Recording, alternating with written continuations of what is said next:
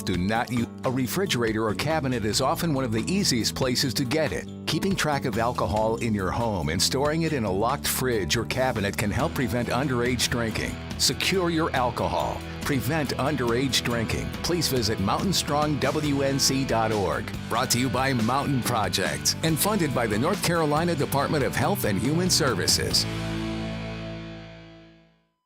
Man, it's high school and college football season. We just need one thing to make it a great year. Yeah, bed covers. I meant like some wide receivers. And I'm talking about bed covers on your truck so we can tailgate before the game in style. I'd ask you where to get them, but I think you're about to tell me. Rose Auto. Right. And who has the tailgate rack for the grill? Don't say it, I know. Rose Auto in Blairsville on the Murphy Highway. Rose Auto. Truck accessories for a great season. The Morning Dish. You can't blame Stephen Phillips for your business insurance going up 25% this year, but you can still do something about it. Business owners, you need to talk business with More Insurance Services, your mountain insurance agency in Hayesville, Blairsville, and Hiawassee. All righty, I think we got it straightened out now. We got him on the landline. Tyler Harper, go to tylerharper.com, agricultural commissioner. I'll get it out here in a minute. Can you hear us now? I got you, Stephen. Can you hear me? How about this? I got you, man. I got you good. But anyway, that's the thing about it. People don't realize how important this position is when it comes to farmers and food and all that's going on in the world. I mean, it's just seemed like everything's just spinning completely out of control. And what's some of the issues that, that's like on the top of your list as far as that needs to be took care of or needs to be something done about? I mean, I'm sure you got a list a mile long, but what are some of the top issues that you see needs improvement? Well, I mean, I think first off, like you mentioned, I don't think most Georgians really understand the importance of the Department of Agriculture or the role of the Commissioner of Agriculture. Most of the time it has flown under the radar, and most Georgians don't really realize how impactful this agency is and how impactful the department is and the commissioner is.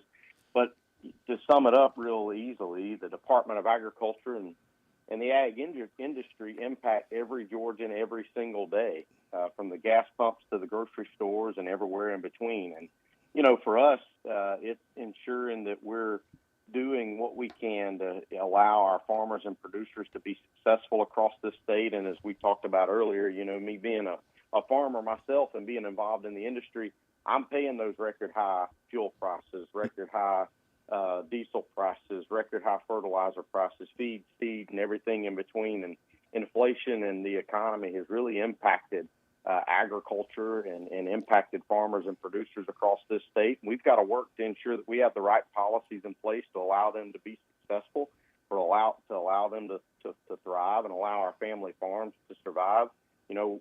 Family farm, net farm income back to the family next generation. I think we've done some of that this past session, where we extended the ag education programs from middle school into the elementary school classrooms now. So school systems across the state have the opportunity to provide agricultural education for kindergarten. We're the first state in the union to do that, to teach young men and women about our number one industry.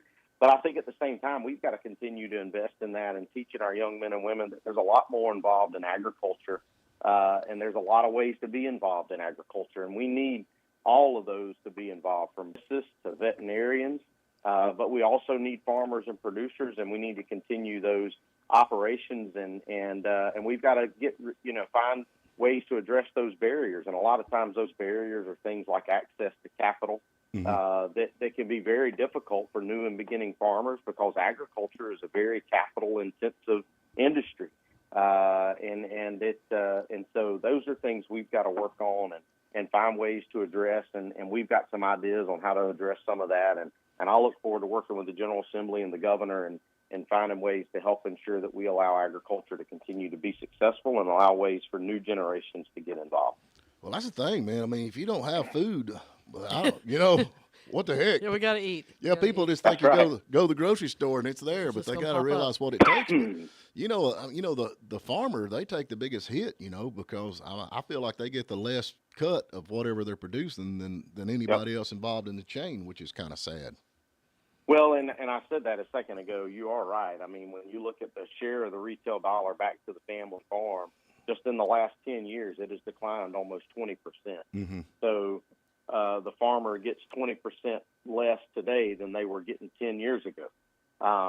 And that's declined almost 50% over the last 40 years or so. So that's something we've got to work on. Well, I was going to say, how can you change that? Because, I mean, as a young person with that statistic in front of you, who would want to be a farmer?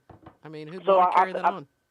I think what we've got to do is work on what we do best in Georgia. I think there's some opportunities for us to add value to our products. When we add value to our products and we give operators opportunities to be involved in those operations, you get more of that retail dollar back to the family farm. We do a really good job in the state of Georgia of producing a raw product and a raw good. I think we've got to do a better job of finding a way to get that raw product to a product that has value added to it and then to the consumer. And I think if we're able to work on that and find ways to give family operations and farmers and producers across the state access to those markets, we can get more of that retail dollar back to the family farm. We just got to ensure that the atmosphere and the environment and the regulation and the policies are in place that allow those things to happen, and have somebody that's willing and ready to go to help incubate those opportunities. And I look forward to having those conversations and working on that come January as the next commissioner. Well, it ain't gonna be long. I mean, we're just right around the curve from from voting. That's right. Yep. And y'all go talk to Yep. And like I said, I've talked to folks that knows. Now I don't know you, but I've talked to people that do know you, and they speak very highly of you. Yeah, they do. They really speak highly of you, your family. And I like when you said you lead singing in your church. That's what I do. I lead the singing, but you got these other guys that they're the song. What is that called there? They do the song. They're like the song minister, but I'm a song Minister leader. of music. Yeah, Yes, sir. I understand. Yeah, I'd rather be the right. song leader. You know what I'm saying? I understand. Yeah, Yes, sir. yeah, completely different. That's right. And I do, and I enjoy it. I play the piano and the guitar pretty much every Sunday at home in our church and help with the music, too, and lead the music. And one thing I haven't done, I guess I need to, I've been told I should, is I need to throw my guitar in the truck and take it with me on the campaign trail. I hadn't done that very much. Yeah, so, you need to do that. Maybe I should do that. Well, that Yes, might sir. work for you. Now, Stephen, I don't know that would work for you. Oh, they make fun of my playing. I'm a pretty fancy player. I play G, C, and D, and every now and then I'll throw an E in there. You know what I'm saying? We literally have oh, video of his guitar being taken out of his hands and smashed on stage. Yeah, that did happen. Yeah. Hey. Yeah, but Oh, anyway, that's awesome. it's all about it. But one thing, this is kind of concerning to me. We got all these folks talking about how cows passing gas is causing us to heat the world up with the environment, and they've got this new thing they've come out with where they feed cows seaweed or something, and it's supposed to take out the gas or something in these cows. And my concern is, does it change the flavor of the cow? Does anybody know? That's a good question, and I'm pretty sure it does. Actually, Stephen needs that seasoning in there. You know? That's right. I'm with him. That's right. I don't want to change the flavor, man. I like it just like it is. Hey, it might taste a little salty with the seaweed. Yeah, I don't know, man. Well, I'm thinking if it works for the cows, there's a bunch of folks you ought to feed that too. Yeah, golly. Yeah, that's the only thing. People don't look at the long, big picture, They just look at saving. And I could deal with a little bit warmer temperature as long as the steaks are good.